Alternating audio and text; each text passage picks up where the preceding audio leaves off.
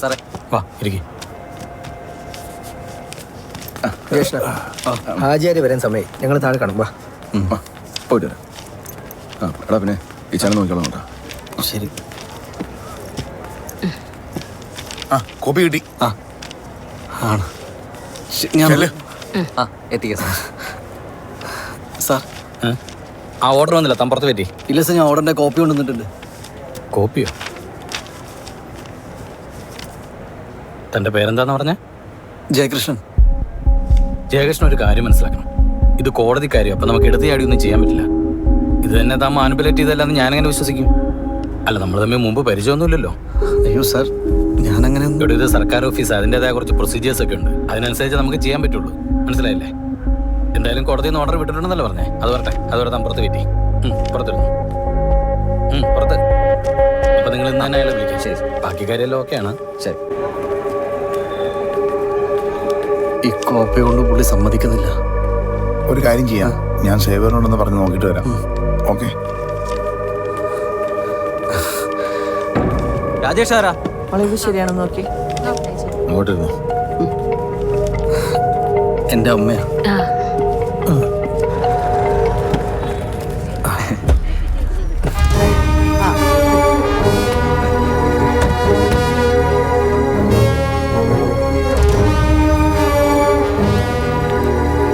ഈ അബ്ദുറഹ്മാൻ ആരാണ്? ഹസ്ബൻഡ്. അയാളോടൊന്ന് വരാൻ പറ, എന്നല്ലേ നടക്കുള്ളൂ. അങ്ങേര് അല്ല, ഇത് രജിസ്റ്റർ ചെയ്യണമെങ്കിൽ അയാൾ പറഞ്ഞു. സാറേ, അത്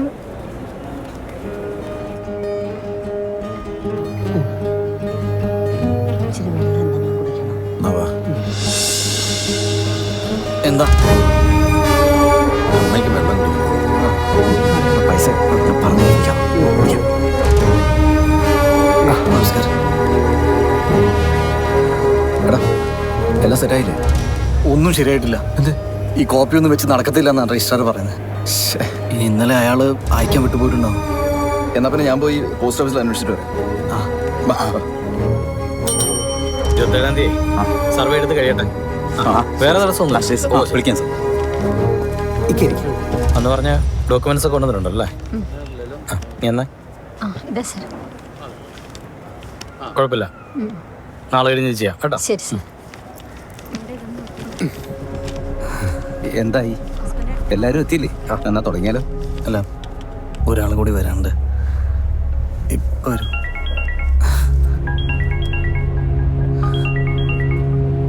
ഹലോ.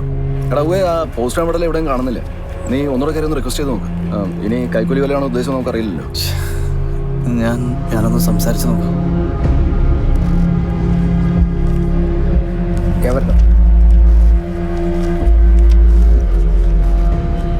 ഈ മുന്നാധാരത്തിന്റെ ഒരു കോപ്പി എടുത്ത് വെച്ചോട്ടെ, എപ്പോഴെങ്കിലും ആവശ്യം വരും.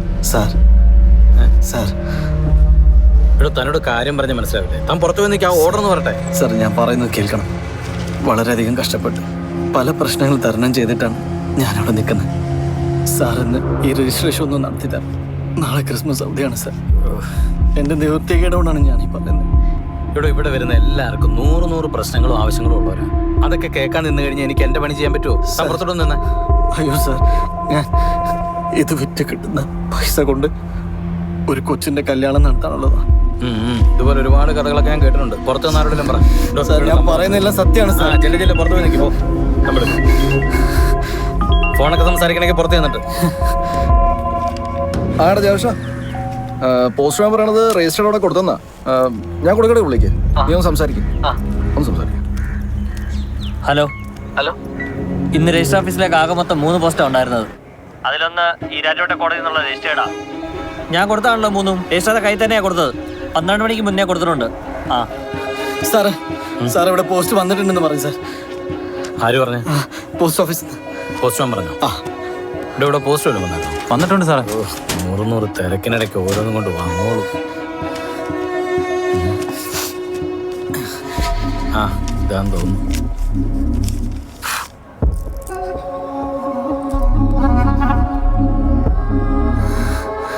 ഇത് തന്റെ ഓർഡർ തന്നെയാ.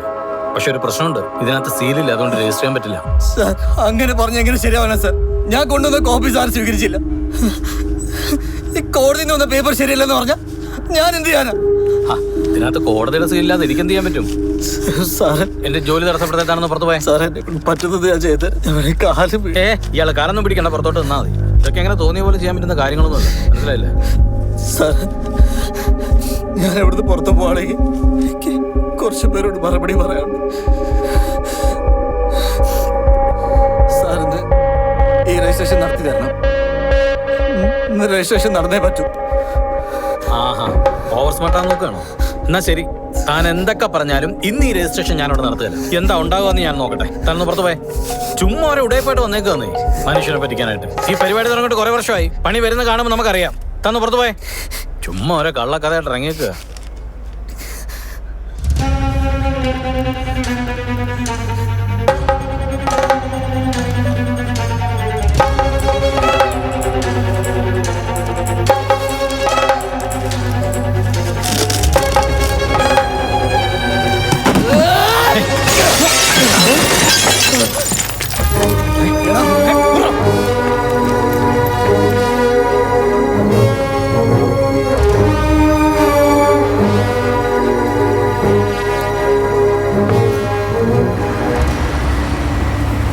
ഞാനിപ്പോ വരാം.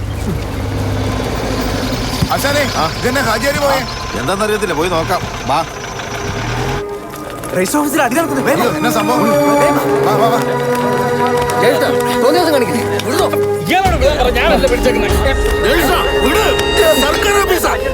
അകത്ത് പോയ ജാമ്യം പോലും കിട്ടില്ല. നീ എന്താ ഈ കാണിക്കുന്നത്?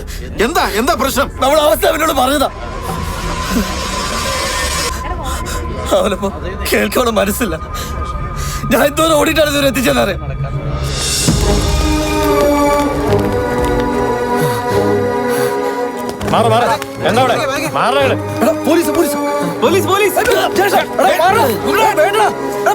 ഞാൻ തന്നെ പോരെങ്കിൽ ചോദിക്കായിരുന്നു. നിന്റെ ഉണ്ടാക്കിയ തിരികെ തന്നേനെ. മനസ്സിലായില്ലേ? കൈക്കൂലി കേസ്. ഒരു കൈക്കൂലി സാധാരണക്കാർക്ക് ഇവിടെ ജീവിക്കാൻ പറ്റില്ല. ഇവന്റെ ആർത്തി രജിസ്ട്രേഷൻ നടത്താൻ പൈസ വേണം. ഒടുക്കത്തെ ആർത്തിയല്ലേ? എല്ലാരും പുറത്തേക്ക് ഇറങ്ങി.